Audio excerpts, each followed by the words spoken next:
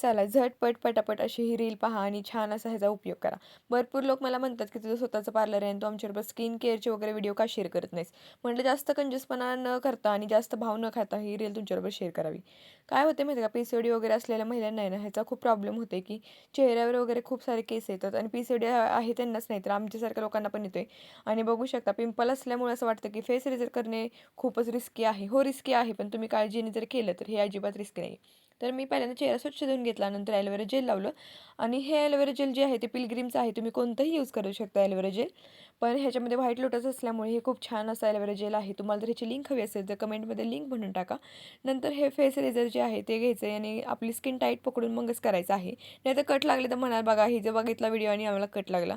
तर छान असं फेस वॅक्स केल्यानंतर परत एकदा स्प्रे मारायचा आणि चेहरा पुसून घ्यायचा आणि तुम्ही बघू शकता अगोदरपेक्षा चेहरा किती छान दिसते आणि सगळे केस पण निघालेत. आणि अशा पद्धतीने हा व्हिडिओ होता. बाकी तुम्हाला आजचा व्हिडिओ कसा वाटला?